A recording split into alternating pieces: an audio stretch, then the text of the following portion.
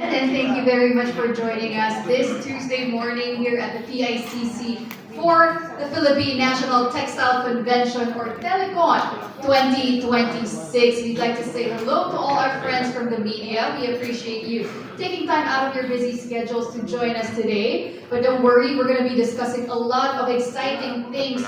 So we're going to make your time here worth it. But before anything else, I'd like to introduce myself. My name is Pauline Berzosa. I'm a news anchor for One News on Signal TV. I anchor The Big Story with Cesc Drilon and Sean Yao. That's at 7:30 p.m. But for today, I am so honored to be your host for our press conference. Now, as you can see, we're joined by very esteemed guests here in front, our panelists who you can ask questions later on, anything about Telecon 2026.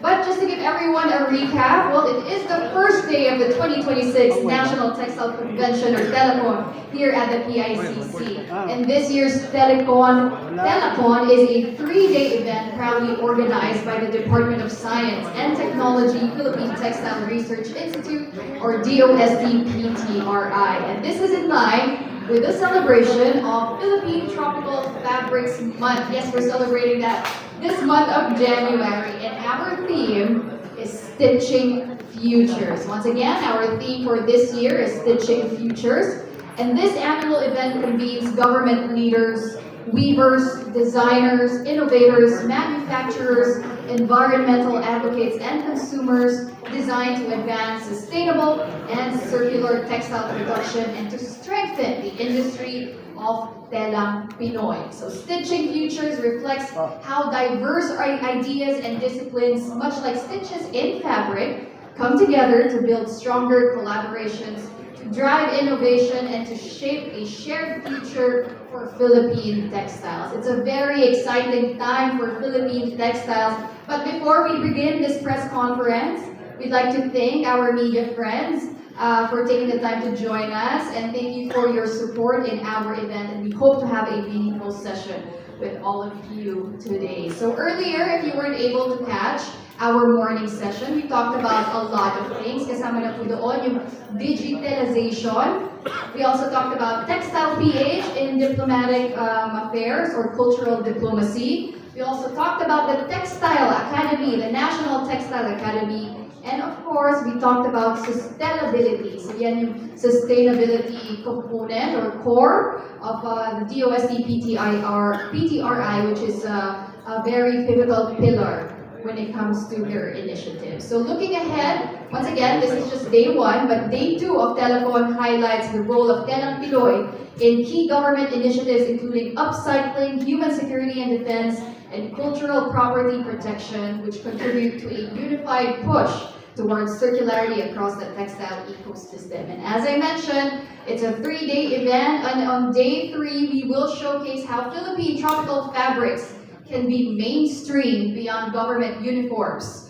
And the Kathabi Fashion Innovation Show, we will be having that on Thursday. So here we will get to explore the potential of Philippine textiles in fashion, design, and of course wider industries, offering exciting opportunities for innovation, creativity, and sustainable growth. Now that we've gotten to know all our programs and initiatives for Telecon 2026, why don't we get to know our panelists for our press conference this afternoon? We are joined none other than by the Secretary of the Department of Science and Technology, the Honorable Secretary Dr. Fernando Solidum Jr. We're also joined by DOST-PITR Director Dr. Julius Leaño Jr. Also joining us for our press conference is Ms. Arlene Magno, Acting Head, Office of Cultural Diplomacy of the Department of Foreign Affairs. And our value chain when it comes to Philippine textiles is quite complete today. We are so honored to be joined by a weaver, Ms. Maria Roquel Bulayao. She's a weaver from Lubuagan, Kalinga. Good morning, ma'am. We're also joined by Mr. Matthew Chuck B. Lazaro, Vice President of Asia Textile Mills. And of course, also joining us from the public sector, we have the Honorable Mayor of Vintar, Ilocos Norte, Honorable Mayor Usay A. Tigala. Good morning, Mayor. And also joining us is Miss Rebecca M. Santos, Executive Director of St. Francis VSA Arts Philippines, Inc. Good morning, ma'am. And also joining us is a fellow weaver from Davao City naman po, Mr. Mervin Toong from Bibatawa, yan, Binugao, Bagobo, Tagabawa Women Association. Good morning po. And we are also joined by Mr. Charlito Dutusobe, a farmer from Kapulungan sa mga mag-uuma sa Simbalan Inc. from Agusan del Norte. Good morning po. And last but not the least, also joining us is Ms. Marites Hoxon Agoncillo, Executive Director of the Confederation of Wearable Exporters of the Philippines. So, of course, this is a press conference, and we'd like to encourage our friends from the media to ask any of your questions to our guests. They are ready to answer any of your queries in relation to Telecom. Yes, sir. Please go ahead. We have a mic here in the middle. Okay. So no, I have a question for Dr. Liaga. As our leaders, like I am aware, Dr. Liaga, that no, I am aware that you released Weaving Manifesto last December, which is which was written to, declare a fight basically against fakes and replicas. So I want to know about the economic effect of these fakes and replicas, and for our readers also, gaano kalaking epekto ng fake sa inyo, gaano ka-helpful yung Weaving Manifesto na nag-release ng BPRI. The Weavers Manifesto po was not made by PTRI, it was made by the Weavers. There was actually a dialogue. So ang ginawa ng PTRI po ay we put it together in a language na type na makakapag-communicate. So it actually put together several of their concerns. It's an 8-point manifesto. We can give you a copy. I can give you a copy later. At tama po, ang number one layunin nun ay talaga kung maipahayag na tumututol sila doon po sa paggamit ng replica at yung mga counterfeit. Ang counterfeit po kasi is yung nagpapanggap na handloom woven product but it's not actually handloom woven. So yun po yung mariin na naging, one of the top na nakalagay doon. A copy of that was also actually forwarded to the Office of the Secretary for our reference kasi it's the weaver's sentiment. Gusto lang po namin klaruhin na hindi po PTRI po yung gumawa niya. But as to the effect, I think the weavers would be able to, lalo na po sa kanila, would be able to give you an idea of how counterfeiting at saka yung mga replica is affecting the handloom weaving business. Okay, with that, may we hear from one of our panelists who is a weaver as well, Ms. Maria Raquel Mulaya. Good afternoon. Ang mga naglalabasan noon, thank you so much sa PTIR, our director, Director Julius. Ang paggawa ng mga peke is napaka-wan sa amin. Parang nadudurog yung puso namin. Kasi it is our labor of love yung talagang paghahapi namin. Hindi lang ilang araw mo siya gagawin. Tapos makita po namin dito, mostly here also in NCR, na may mga nagbebenta po ng mga peke na Filipiniana po na nabibili po sa Divisoria. So thank you so much, Sir Julius. Ikaw ang ambassador ng Telecom. Ikaw ang sigaw namin na katutubong makahabi po. Salamat po. Thank you, ma'am. Maybe Sir Mervin Toong would also like to add on this topic. Regarding on the manifesto, tulad ng sinasabi ko na buhay namin to buhay namin ang manifesto kasi ito yung daily life na ginagawa namin. So napakalaking tulong na mai-address ang sana hindi na kayo gumamit ng mga pwedeng replica at mga pwedeng hinabi. Kasi this is the true significance of identity as a Filipino bilang isang tribo. So napakahiya sa atin na gumagamit tayo ng mga replica at mga pwedeng hinabi. Kasi ito yung nagsisimbolize sa atin as our cultural identity. So yun lang po. Secretary, would you like to add a few words on this matter? This is very important, but it's also important to a lot of education and awareness for the buyer. Kasi bilang buyer, hindi mo rin malalaman kung totoo hindi. Pero ito, sounds like yung manifesto sa pera, money. Yung manifesto nila is really not only culturally, but it really impacts on their income. So, with DOST efforts, gusto rin namin, aside from awareness, use technology to make sure that the buyer would have some way of knowing na ito original, ito hindi, pag walang ganun. Importante na gumamit ng science and technology innovation to protect their heritage. I think that's very timely and relevant, Secretary. An information campaign for buyers as well, in order for them to know ano ba yung authentic, pati ano yung fake. Para hindi tayo dun sa yung mga fake nga na madali. It's so easy na tumangkilik ng authentic na Filipino hand-woven fabrics. So, kailangan din talaga i-educate yung mga buyers. Okay, so next up, we have a question from Insider PH. Hello, sir. I'm Vanessa from Insider Page. My question is for Dr. Solidum and Dr. Liana. You talked about technology. So, how can artificial intelligence transform the future of the Philippine textile? We know that AI can never replace the weavers besides the work of their hands. But what does it have to do for AI? Weaving and other fields, this is a culturally sensitive discussion on the use of artificial intelligence and on arts and creativity. But for us, AI should not really replace the ingenuity of our kababayan Filipino, but perhaps help them find better ways of doing things.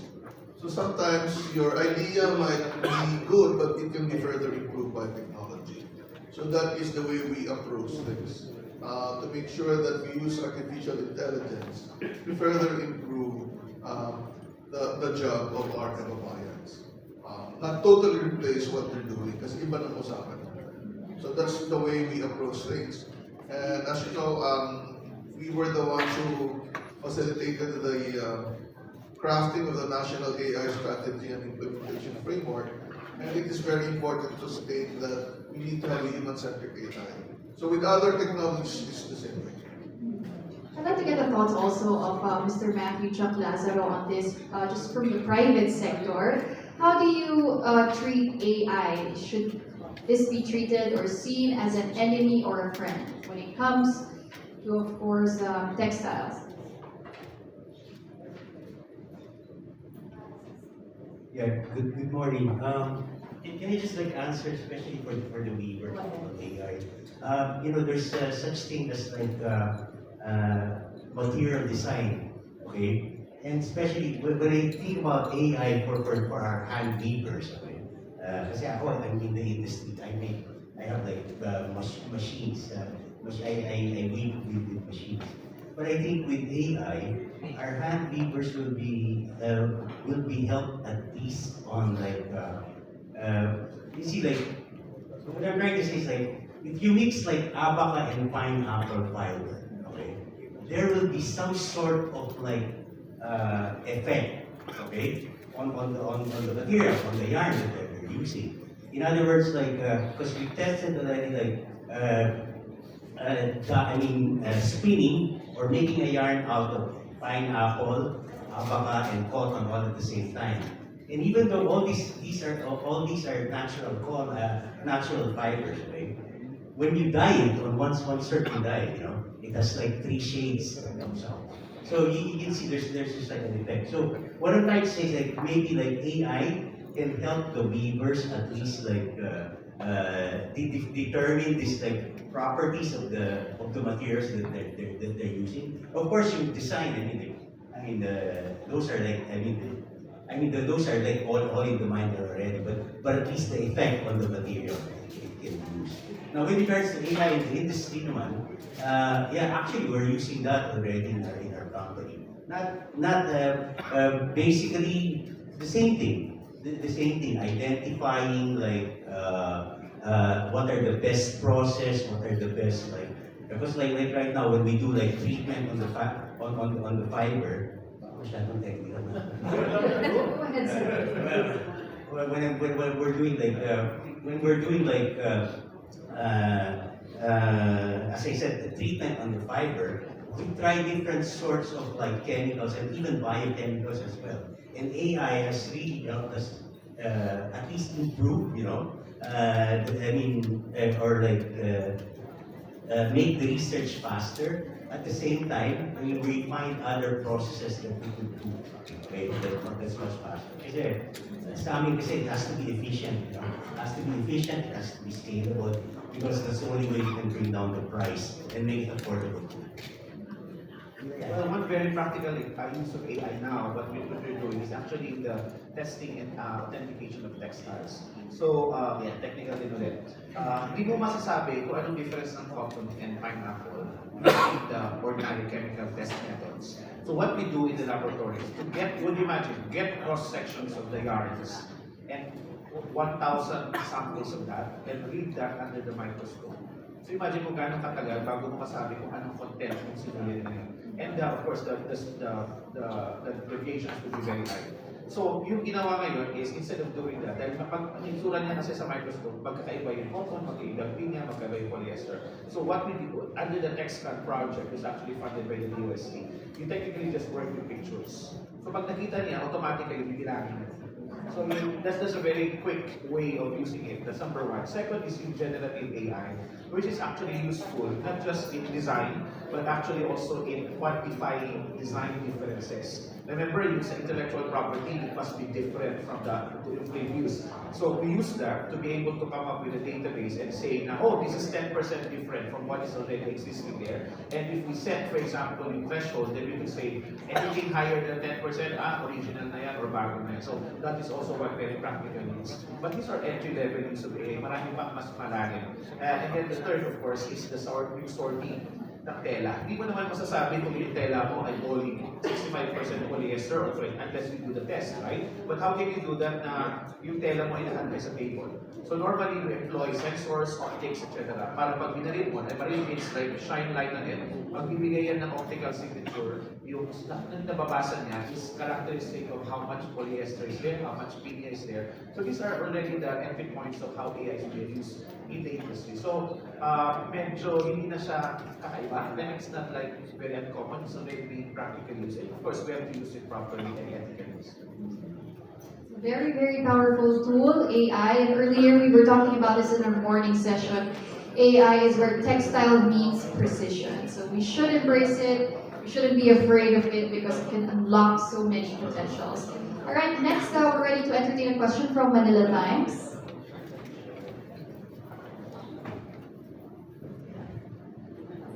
Good morning po. Ana Nilos po from the Manila Times. So my question po is for DOST and PTRI po. So right now po kasi steady yung growth po ng fast fashion, and I understand like Buhay is also growing locally, di ba? And I know na medyo illegal na po yung pag-import ng most fabrics sa Philippines. So how is DOST PTRI encouraging or empowering yung mga local weavers natin to compete with these giants? Well, yung ukay-ukay story is more than just economics. May social yan, may consumer behavior yan, may sustainability issues. So it's not, we cannot answer that like ngayon. Actually, those are the centerpieces of the discussions this afternoon. It will revolve on the whole concept of why ukay-ukay is has really emerged in later years na foster siya technically. But ang tanong is how can we help out the weavers? I think I intimated to you a while ago that the Philippine textiles cannot really compete pag ang pag-uusapan mo ay mass, super mass, and I'm referring to your cotton, your polyester. The fact that we incorporate our natural fibers is the start of the conversation where we own the textiles that we produce. So when we own them, ibig sabihin, we have signatures, literally and figuratively, in those textiles or yarns. Ito yung pwedeng magamit ng ating handloom weavers such that it technically bears the insignia or the signature of the Philippines as far as those are concerned. What we want to do is that i-manage mo ang scale, but not to the extent na masyado siyang mass, nababagsak ng presyo. Otherwise, as I said in my speech a while ago, if we pull down the conversation to conversation of cost, talo man agad yan. So we have to contain it to a certain level where the narrative, the story, the culture really is part of the value. Otherwise, kung pure material cost yan, medyo takitin talaga tayo. So I think that's the interface that we have with the weavers. They have the point, they have the story, they have their techniques, they have their narratives, and then we blend that with properly and economically and even commercially viable materials as a medium of their creative expression. Such that in that way, we can keep the Philippine textile, especially the handloom-woven products, at a certain age and a certain scale. Not too restrictive as far as cost, but not too oppressive naman that the weavers basically mamamatay na because ang mura-mura na. So it's a balancing act. It's not like sabi ni Sir kanina, hindi siya one size fits all. Ibang community would require different approach as well kasi sa Abaka, iba naman yung kwento. Pagdating sa silk, iba ang kwento. So we have to engage with them individually and the community, and that's I think the way. I also wanted to get the thoughts of Mayor Tingala on this matter because Ilocos Norte is a very rich has a very rich textile industry. Recently, the USTTRI even opened a yarn facility sa Ilocos Norte. So, how rapidly are you increasing? Are you scaling? And is this a good way also to combat yung fast fashion na sinasabi natin ngayon? Magandang umaga po sa atin lahat. Actually po, noong una, hindi ko naiintindihan regarding sa textile kasi talaga hindi po ito ang forte ko. Yun ang sinasabi ko sa mga kasama ko. Pero lalo na nung dinidiscuss sa akin to, sabi ko sa kanila ano ba to? Ano tong pinapasok ng LGU natin? Yan pang sinasabi ko noon. Pero in the long run po, tapos ito, naipatayo natin yung PTRI, yung RIPIC natin sa bayan ko mismo. Doon namin nakita kung ano yung importansya nito. Kaya ngayon, sobrang excited kami. Actually, pre-launch na kami last November po. So magkakaroon pa kami ng grand launching ngayon kasi wala kami ni Apo Sexo nito that time. Kaya sabi ko sa ngayon po yung bayan ko, yun yung pinakauling pumasok sa weaving industry. Pero sobrang thankful kami. Gawa kami yung huli, pero yung facility natin, tinayo mismo dun sa bayan ng Bintan. Ngayon po nakikita namin yung effect nito, lalo na sa mga weavers natin. Kasi yung mga weavers din po namin, puro mga bata. Wala po mga matatanda. So pagdating po sa mga design ngayon, kakaiba yung mga design ng mga weavers po natin. Actually, itong suot ko po ngayon, ito po yung unang ginawa ng mga weavers natin sa bayan ng Bintan. Kaya ngayon, lalo pang gumaganda, kaya sabi ko nga kay Director kanina, tsaka kay Apo Sec Solido, kasi sabi ni Apo Sec sa akin, ang ganda rin yung suot ko. Kaya proud po ako na ito ay gawa ng mga weavers ng bayan ko. Pero this time po, nakikita namin na yung pagpasok ng RIPIC doon sa bayan ng Bintan, nakita po namin na hindi lang yung mga weavers natin ang matutulungan natin, kundi pati na rin po yung mga farmers natin. Kasi ngayon po, nagpapatanim na rin kami ng mga cotton, nagpapatanim na rin kami ng mga kawayan. Kasi gusto po sana namin, itong facility na naitayo doon sa bayan ng Winter is masustain po mismo ng bayan namin. Na dapat lahat ng mga raw materials ngayon, hindi na po magagaling outside ng bayan namin, kundi mismo sa bayan ng Winter. Kaya, ayun po, ay hindi lang ito yung gusto namin may patayo sana sa bayan ng Winter, yung RIPIC natin, kundi sabi ko nga sana pati yung facility ng cotton para hindi na lang po, para lahat ng materials, doon na po lahat sa bayan namin. Actually po ngayon, sa Ilocos kasi karamihan doon sa amin ngayon, puro mga damit ang ginagawa. Pero kami rin po yung kauna-unahang bayan ngayon sa buong Region 1 na pumasok po sa footwear production ngayon. Kaya yung gagawin natin ngayon na material from facility natin ng RIPIC, ito po yung ngayon, yung material na gagawin natin para sa footwear po natin. Kaya, although ngayon, nag-start na rin po yung footwear natin, so natutuwa lang kami, gawa kahapon po, hindi na lang po ang DOST ang tumutulong sa atin, kundi pati po ngayon ang DTI, pati ang provincial government po ngayon, nagpunap na po kami lahat. Kasi alam po namin na hindi lang yung bayan ng Bintar ang matutulungan dito, kundi sa buong Ilocos Norte o sa buong Region 1 po. Kaya, again, Sir Sek, at saka Sir Director, maraming salamat po at napili niyo yung bayan ng Bintar. Kaya hindi ko rin, nakita niyo naman po kung paano kami magtrabaho. Kasi, rinesent nyo sa amin in 10 months, nagawa lahat natin kung ano yung inaasam natin para doon sa pagpapatayo doon sa facility natin. Kaya again, maraming salamat po sa inyo. From the Ilocos Norte. Kaya, pag kayo pinili ng right pick, meron ng vetting yan. We made the right pick. Really si Secretary na. Okay, from Ilocos Norte, gusto ko po pumunta sa Agusan del Norte naman po. Kasama po natin this morning, of course, si Mr. Charito Dutosome, isang farmer. Kompleto po talaga yung ating value chain pagdating sa Philippine textile.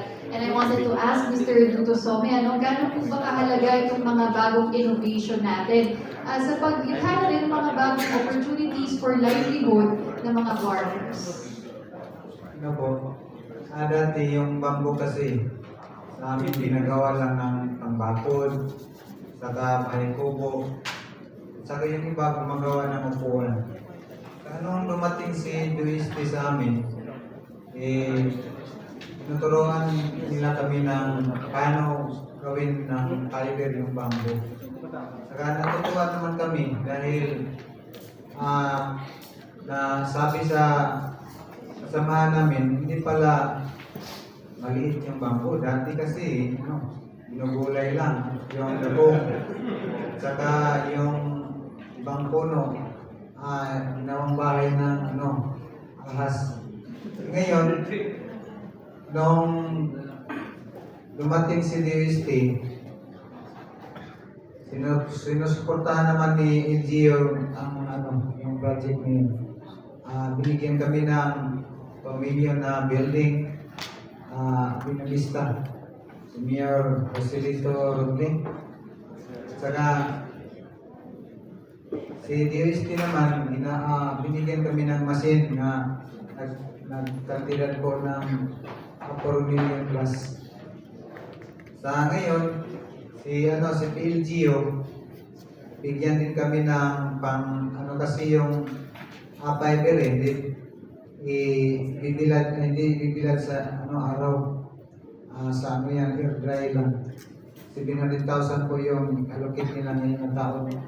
Saka may pahiraman tayo 500,000. So nagpasalamat po ako sa DOST, PTRI, DOST Caraga, saka sa DNR kasi kung hindi kami binigyan ng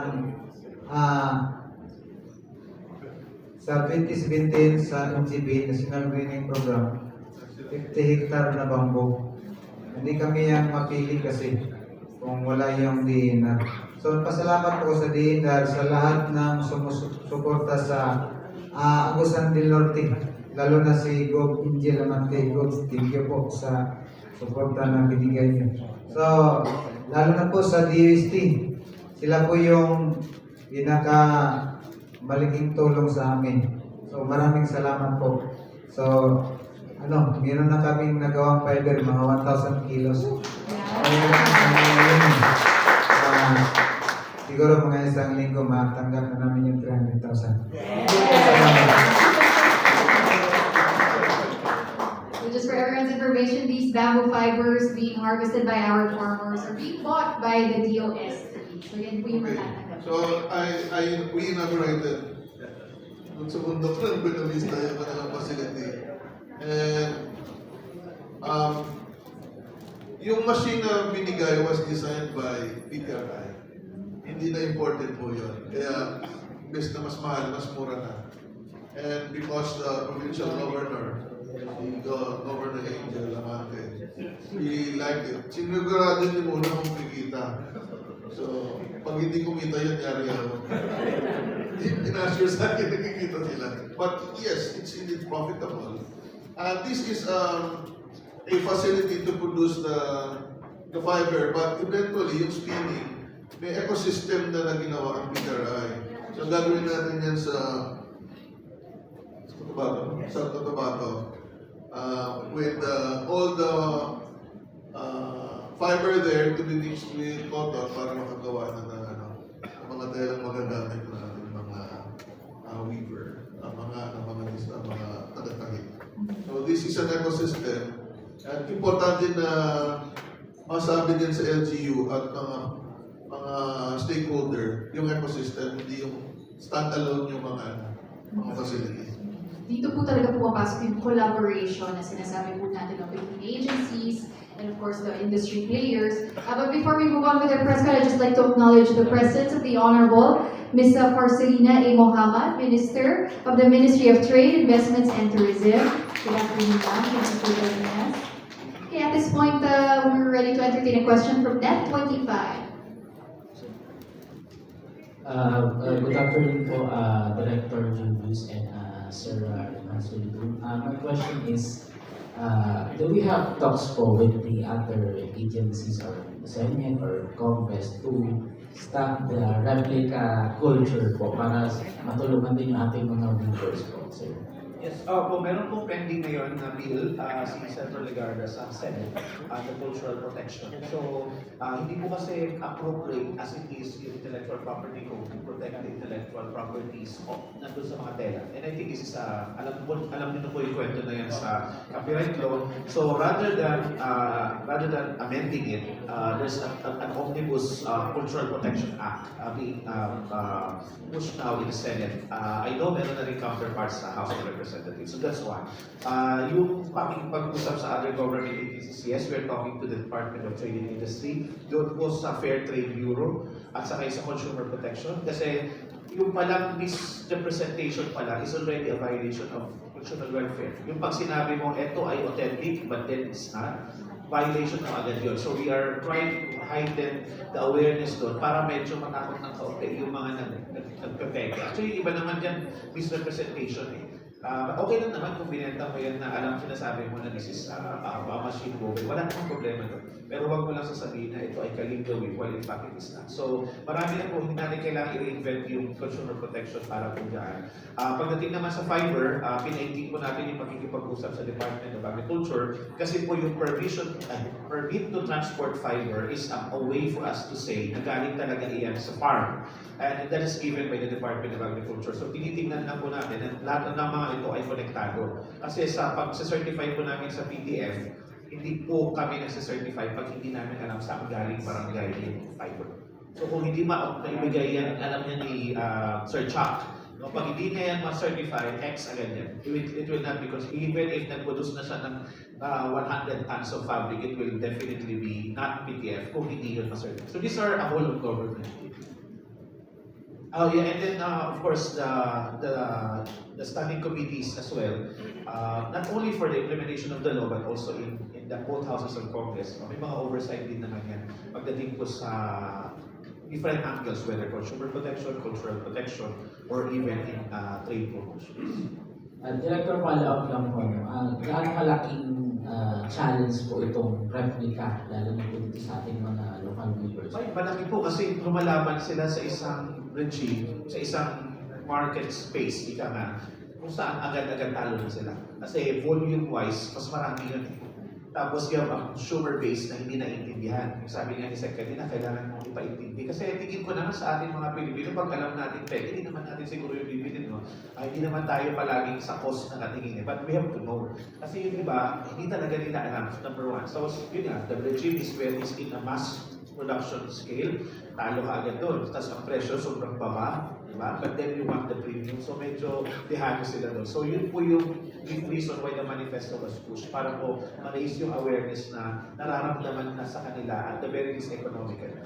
Kumbaga, Director, yung campaign na yung quality ng real products versus... Oo, marami pa pong effort dyan doon sa pag-mark, yung pag-register. Marami po, sabay-sabay po yung effort niya with the ICOFIN. Marami, hindi lang ito pa yung way. But it's a call actually, that was a call from them. Kasi nga, parang walang nakikinig. Yun po yung issue eh. I mean, issue siya sa Zamboanga, issue siya sa Davao, pero hindi siya national in scale. So they wanted to elevate that as a national discussion. As a matter of fact, we even sent that already to the Senate. Sabi nga namin, baka pwedeng privilege speech naman ito. Alam mo yun, just to heighten the awareness na talagang nagkalat na yan. Nagsimula yan ng pandemic nung nagkaroon ng printed fabrics sa Cordillera. So that was our reaction. Kaya po nagkaroon din ng digitalization. Nakita niyo po kanina. Because we have to respond immediately. And I think it's a whole of government, whole of society approach. Hindi lang po yan PDRI or DOS. Ayan, the markings as well, we have developed. Ito medyo technical ulit. Yung marking na po yun, like for example, paano nyo malalaman kung ginawa ito ng Gawad Manilihan ng Bayan? And you know, these are priced pieces. Like si Nana Magdalena, Gamayo from Pinigil Ilocos Norte, 101-year-old weaver. How do you know, naggamit na siya yun ang gumawa? So ang ginawa namin is we develop a yarn na meron siyang covert marking. Pag covert, ibig sabihin, hindi mo alam kung anong itsura niya under normal light. Patayin mo yung ilaw, mag-shine ka ng blue light, may lalabas na color signature. Yung color signature na yun, specific siya sa weaver na yun. So hindi mo kami madadaya. Sabi nga nila, wag ako. Wag ako. Kasi alam namin, we know. And the deviation is only plus or minus 5 nanometers. So alam mo na yung green na yan, kahit magkaparehong green, we can authenticate. So those are the markings that we are rolling out, particularly dun sa mga cultural bearers natin. Kasi sila yung unang protektahan. So nag-work yung marking for cotton, nag-work siya for silk, nag-work for abaka. So even our people in weavers can actually benefit from that marking. We call it the covert marking, which actually won gold in the Seoul International Invention Contest in Seoul, South Korea. So it's also one way to show na how science really makes sense, culturally, cultural preservation and cultural protection. Yung marking kasi is, I think, will be a very big field in the future. Hindi lang naman sa weaving yan eh.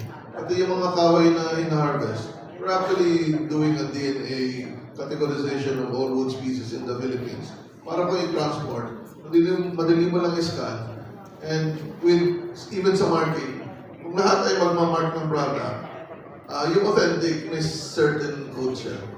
So, ang pangarap dyan ay bayar ka, sa app na lang makikita mo na dapat ng kung original yan. So, but that will be an ecosystem that must be observed by everyone, especially sa consumer industry. But it can be done. Thank you po, thank you. Thank you, Mr. Secretary. Up next, we have a question from GMA News Online.